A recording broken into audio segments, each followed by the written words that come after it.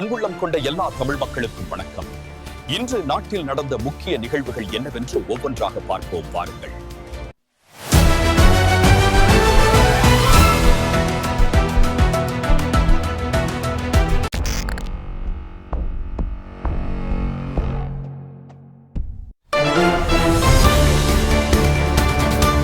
கரூர் கூட்ட நெரிசல் வழக்கு சிபிஐ முன்பு இரண்டாவது முறையாக ஆஜராகிறார் டிவிகே தலைவர் விஜய். சிபிஐ அதிகாரிகள் நடத்திய முதல்கட்ட விசாரணை முடிந்த நிலையில் அவர் சென்னை திரும்பினார். அவர் அடுத்த கட்ட விசாரணைக்காக பொங்கல் பண்டிகை முடிந்த பிறகு இன்று டெல்லியில் மீண்டும் ஆஜராக வேண்டும் என சிபிஐ சம்மன் அனுப்பியிருந்தது. இந்நிலையில் சிபிஐ விசாரணைக்காக இரண்டாவது முறையாக டிவிகே தலைவர் விஜய் நேற்று மாலை 4 மணிக்கு தனி விமானம் மூலம் டெல்லி புறப்பட்டு சென்றார். சிபிஐ முன்பு இரண்டாவது முறையாக இன்று விஜய் ஆஜராகிறார். இன்றும் சிபிஐ அதிகாரிகள் விஜயிடம் விசாரணை நடத்தவுள்ளனர். என்டிஏ கூட்டணியில் புதியதாக சேரும் கட்சிகள் நயினார் நாகேந்திரன் பதில். பல இடங்களில் என்டிஏ கூட்டணியின் பதாகைகளில் டிடிவி தினகரன் அவர்களின் படம் இடம்பெற்றதை அடுத்து பத்திரிகையாளர்கள் சந்திப்பில் செய்தியாளர்கள் உங்கள் கூட்டணியில் அம்மா மக்கள் முன்னேற்றக் கழகம் மற்றும் தேமுதிக உள்ளதா என்ற கேள்வி எழுப்பினர். அதற்கு நயினார் நாகேந்திரன் வரும் 23ஆம் தேதி நடைபெறும் பொதுக்கூட்டத்தின் மேடையில் அறிவிக்கும் பொழுது நீங்களே பார்த்துக் கொள்ளுங்கள் என்று பதில் கூறினார். சசிகலா இன்று ஆலோசனை. அதிமுகவை ஒருங்கிணைப்பேன் என சசிகலா கூறி வரும் நிலையில் இன்று தனது ஆதரவாளர்களுடன் ஆலோசனை. கள்ளக்குறிச்சி அரசூரில் சசிகலா தலைமையில் எம்ஜிஆர் பிறந்தநாள் பொதுக்கூட்டம் இன்று மாலை நடக்கிறது.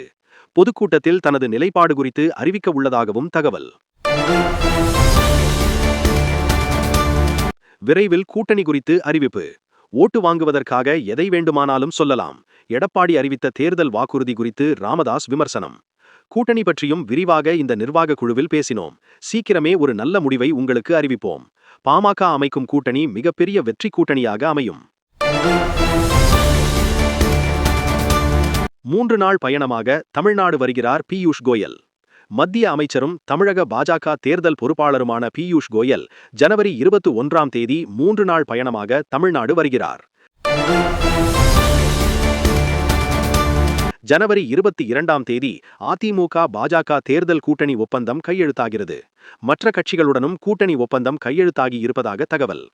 ஜனவரி 23ஆம் தேதி என்டிஏ கூட்டணியின் பொதுக்கூட்டம் மதுராந்தகத்தில் நடைபெறுகிறது. இதில் கூட்டணி கட்சியினர் ஒன்றாக பங்கேற்க உள்ளனர். பிரதமர் மோடியும் பொதுக்கூட்டத்தில் பங்கேற்கிறார். தமிழ்நாட்டில் தரமான கல்வி இல்லை என தமிழக ஆளுநர் RN ரவி. தமிழ்நாட்டில் 500க்கும் மேற்பட்ட பொறியியல் கல்லூரிகள் இருந்தும் தரமான கல்வி இல்லாத நிலை நீடிப்பதாக ஆளுநர் RN ரவி கருத்து. உயர்கல்வி படிக்கும் மாணவர்களில் சிலர் 2ஆம் வகுப்பு பாடங்களை படிக்க முடியாத நிலையில் இருப்பதாக ஆதங்கம். தமிழகத்தில் கல்வித்தரம் சரிவு பல்கலைக்கழக துணைவேந்தர் பாலகுருசாமி. நாளை சட்டப்பேரவை கூட்டத்தொடர் தொடக்கம். நாளை தொடங்குகிறது தமிழக சட்டப்பேரவை கூட்டத்தொடர். ஆண்டின் முதல் கூட்டத்தொடர் என்பதால் ஆளுநர் RN ரவி உரை நிகழ்த்த ஏற்பாடு. ஆளுநர் உரையில் அரசின் கொள்கைகள், அரசு செயல்படுத்திய திட்டங்கள், புதிய அறிவிப்புகள் இடம்பெறும் என்று எதிர்பார்க்கப்படுகிறது. இடைநிலை ஆசிரியர்கள் மீது வழக்கு பதிவு.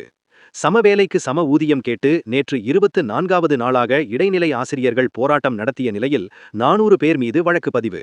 எழும்பூர் கல்வி அலுவலகம் முன்பாக போராட்டம் நடத்திய நிலையில் நடவடிக்கை. ராமநாதபுரத்தில் போராட்டம்.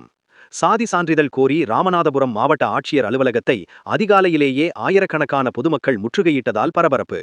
பள்ளிகளை புறக்கணித்து மாணவர்களும் முற்றுகை போராட்டம். வாக்காளர் பட்டியல் சிறப்பு தீவிர திருத்தம். சிறப்பு தீவிர திருத்தப் பணிகள் நேற்றுடன் நிறைவடைந்த நிலையில் தங்கள் பெயர்களை வாக்காளர் பட்டியலில் சேர்க்க கோரி சுமார் 13 லட்சம் பேர் விண்ணப்பம். வாக்காளர் பட்டியலில் இருந்து நீக்கப்பட்ட 97.37 லட்சம் வாக்காளர்களின் விவரம் நீக்கப்பட்டதற்கான காரணங்களை இணையதளத்தில் வெளியிட்டுள்ள தேர்தல் ஆணையம். இறுதி வாக்காளர் பட்டியல் பிப்ரவரி 17ஆம் தேதி வெளியிடப்படும். சென்னையில் விதியை மீறிய செல்ல பிராணிகளின் உரிமையாளர்களுக்கு சென்னை மாநகராட்சி ரூபாய் 3.33 லட்சம் அபராதம் விதித்துள்ளது. பொதுவெளியில் வாய்மூடி கழுத்துப்பட்டை அணிவிக்காமல் நாய்களை அழைத்து வந்ததாக 337 பேருக்கு அபராதம். ஸ்பெயினில் ரயில் விபத்து 21 பேர் பலி. ஸ்பெயினில் கார்டோபா மாகாணத்தில் அதிவிரைவு ரயில் தடம் புரண்டு மற்றொரு ரயிலின் மீது மோதி கோர விபத்து. விபத்தில் 21 பேர் பலி, 100க்கும் மேற்பட்டோர் காயம். இந்தியாவுக்கு ட்ரம்ப் அழைப்பு. உலக போர்களை நிறுத்தி வந்ததாக திரும்ப திரும்ப கூறி வந்த அமெரிக்க அதிபர் ட்ரம்ப் இப்போது காசாவில் அமைதியை நிலைநாட்ட அமைக்கப்படும் அமைதிக்குழுவில் இந்தியா பங்கேற்க வேண்டும் என அழைப்பு. இஸ்ரேல் பாலஸ்தீனம் இரு தரப்புடனும் இந்தியாவுக்குள்ள நீண்ட காலம் உறவு மற்றும் மனிதாபிமான உதவிகளே இதற்கு காரணம் என தகவல். இதுபோன்ற தமிழகத்தின் முக்கிய செய்திகளை உடனுக்குடன் தெரிந்து கொள்ள நமது ஹர்ஷா ராக்கர் எவ்ரிதிங் சேனலை சப்ஸ்கிரைப் செய்து கொள்ளுங்கள் மற்றும் பெல் பட்டனை கிளிக் செய்யுங்கள். நன்றி, வணக்கம்.